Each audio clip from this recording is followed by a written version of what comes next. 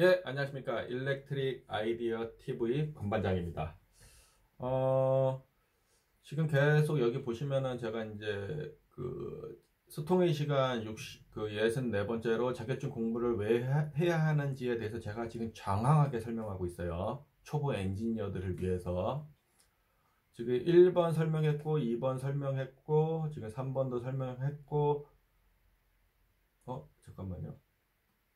2번 설명했고 3번도 설명했고 오늘은 4번 설명할 시간이에요. 4번. 그럼 그 자격증을 취득하면 연봉의 변화가 있나요?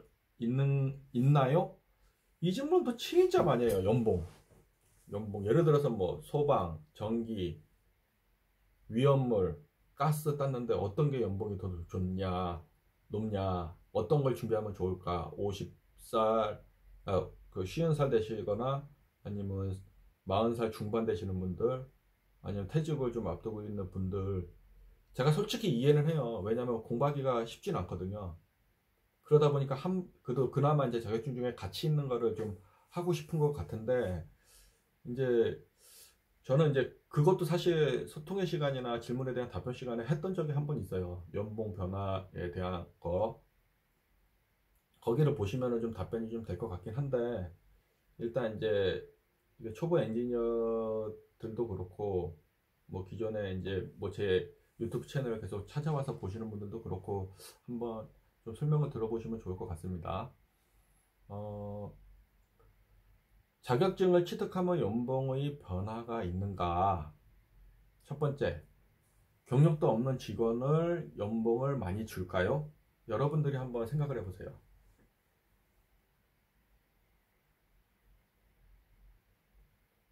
경력도 없는 직원을 자격증이 있다고 연봉을 많이 주지 않고, 연봉은 그 회사에 들어가기 위한 이제 필수 조건이 될 수도 있는 거예요.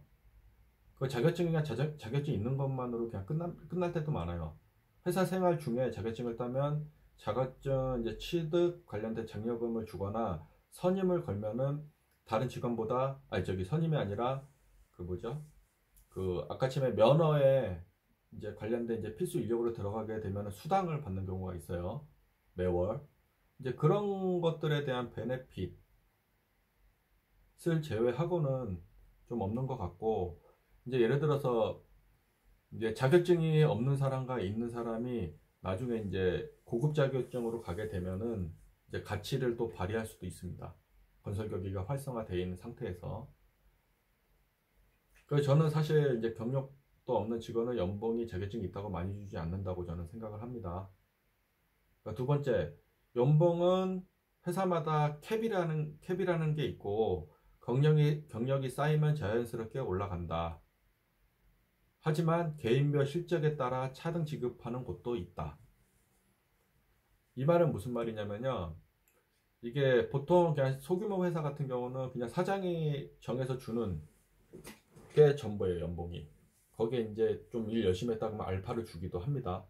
대기업 같은 경우는 이제 노마를 깔아놓고 이제 그 연봉을 줄 적에 이제 그 알파를 이제 인사 고과에 따라서 나누는 데도 있고, 아니면 직원들의 연봉 자체를 가지고서 이제 A부터 D까지 해서 C를 노말로 주고 그 D에서 뺏은 거를 A, B에 쪼개주는 경우도 있어요. 쪼개주는 회사도 있어요. 그거는 이제 회사마다 이제 그 인사 정책에 따라서 좀 달라지는 부분이 있습니다. 그래서 이제 이 자격증이 있다고 해서 연봉이 올라가기보다는 회사 정책에 의해서 그냥 우리는 직원들은 그냥 인프로이들은 그냥 쫓아가는 겁니다. 예. 지금 젊어서는요, 돈 많이 주는 회사 가는 게 가장 좋아요. 근데 돈 많이 주는 회사는 나뿐만이 아니라 다른 사람들도 관심을 두고 본다는 거죠. 그러다 보니까 열심히 이제 좋은 학교나 이제 좋은 성적을 얻거나 좋은 자격증을 가지고 있는 사람들이 좋은 회사에 껴서 들어갈 가능성이 높고요. 그 자체 이제 회사마다 이제 뽑을 적에 뭐 사트든 뭐든 이렇게 뽑을 적에 거기를 준비해서 들어가는 사람들이 이제 좋은 회사를 들어갈 수 있는 거죠. 기본 소양이 돼야지 들어갈 수 있는 거예요. 뭐 이게 이제 대기업 들어가는 게 이게 쉬운 건 아닙니다, 사실. 대기업만의 이렇게 가치가 있기 때문에요. 그래서 이렇게 좀 여러분들께서 이제 좀 현실을 잘 아셔야 돼요. 예, 이런 부분에 이게 자격증이 있다고 해서 이렇게 뭐 대기업 연봉을 받아야 된다, 그 중소기업에 가가지고 그런 얼토당토한 얘기를 하시면 안 돼요. 경력이 쌓이는 거를 자연스럽게 1년, 2년 쌓이는 거를 이게 받아야지. 자격증 하나로 역전돼 버려가지고 기존에 10년 다녔던 사람이랑 자격증이 없는 10년 다니는 사람이랑 자격증이 있어서 바로 들어온 사람이랑 연봉이 같을 수는 없거든요. 형평성 상에 봤을 적에. 네. 우리나라 구조가 그래요. 아까 제가 말했던 이제 자격 수당이나 선임 수당이나 이런 것들을 주는 경우도 있고, 자격증을 따게 되면 직장 생활 중에 그러면 이제 장려금을 주는 회사들도 있다라는 거죠. 그것뿐이에요, 그냥. 나중에 여러분들이 이제 상위 자격증이나 아니면 사업을 하기 위해서 면허를 이제 내거나 이럴 경우에는 이제 필요에 의해서 꼭 필요한 자격증들이 있거든. 주 기술 인력들이요. 뭐 기술사나 이런 것들. 그런 것들은 이제 자격증만으로 퇴직 이후에 가치를 발휘할 수 있는 거죠.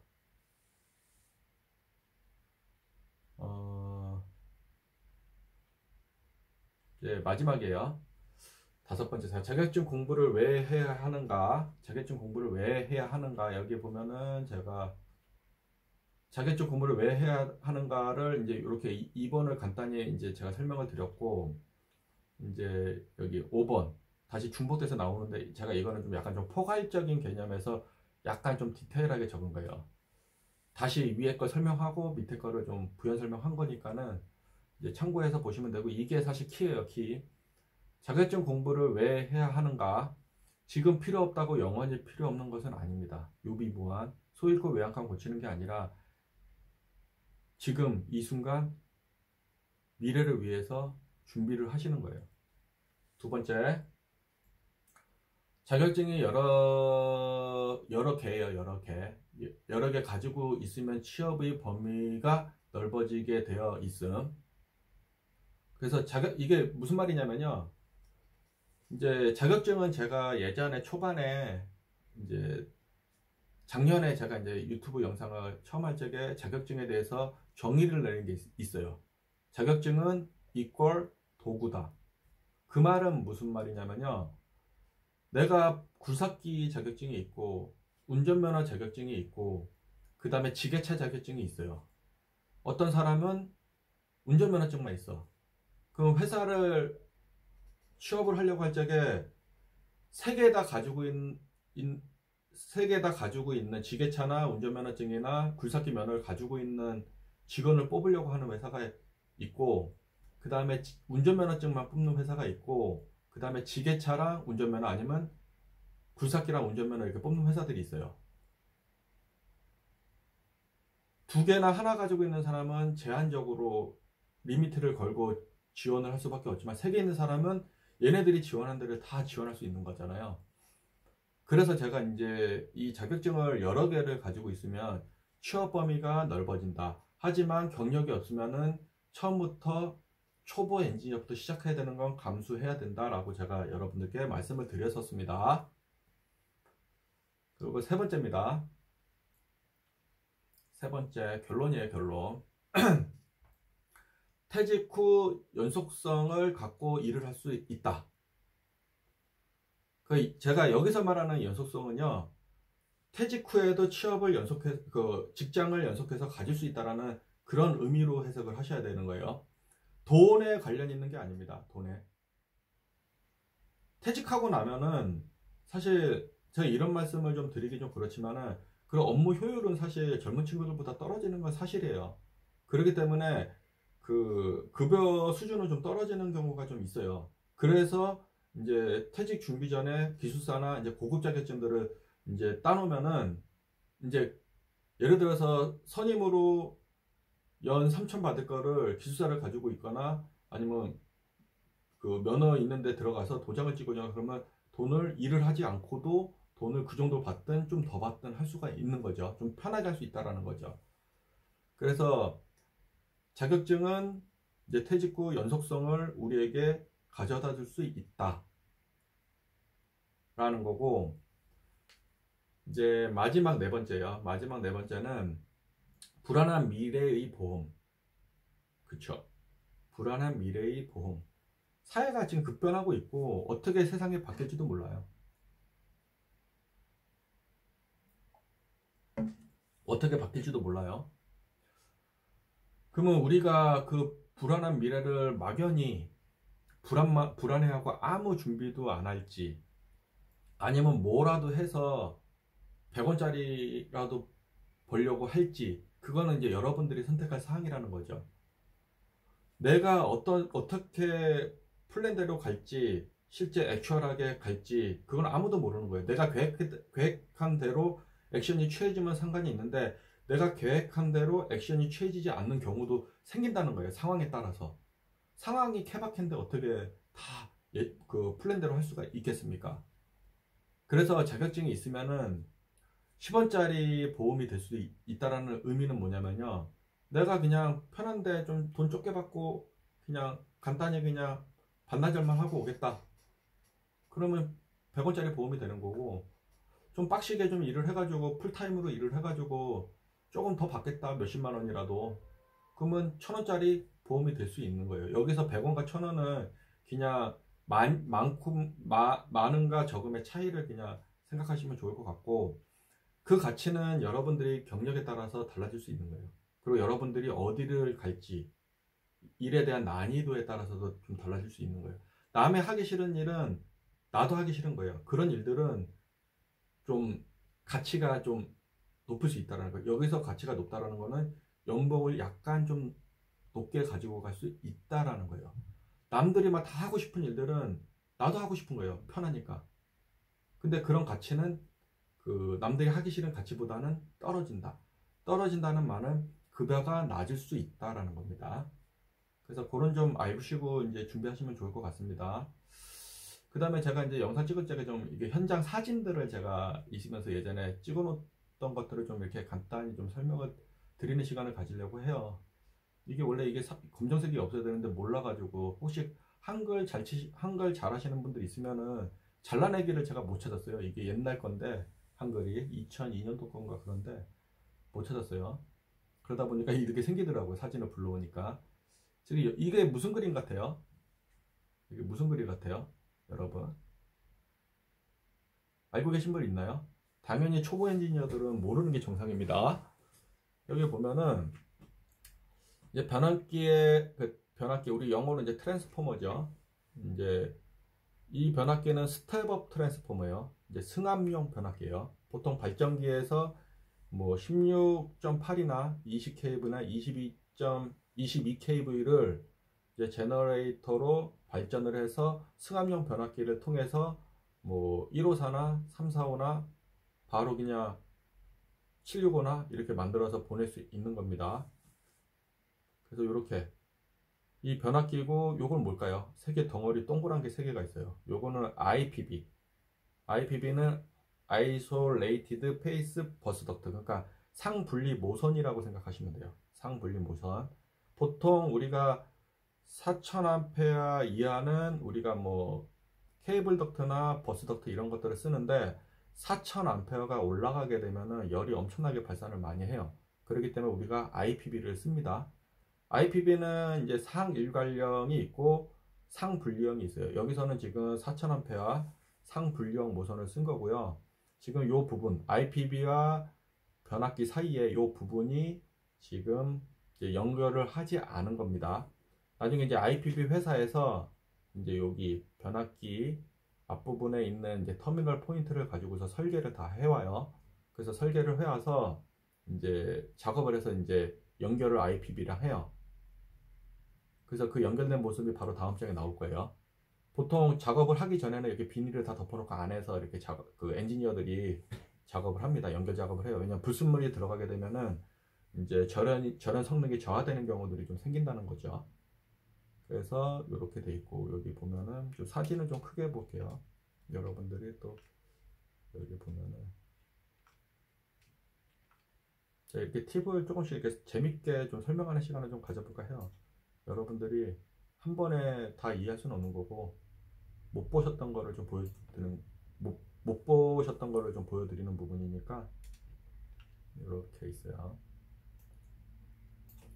여기 변압기가 있고 IPB가 지금 이렇게 이제 있는 거예요. 그리고 변압기 옆에 얘를 방열기라고 하고, 우리가 보통 현장에서는 라디에이터 이렇게 부르는데 라디에이터입니다. 에이터. 이 라디에이터 방열기, 그냥 한글로 방열기라고 부르셔도 좋아요. 그래서 여기는 보통 변압기가 사이드 타입으로 이제 저기 빠져 있는 거예요.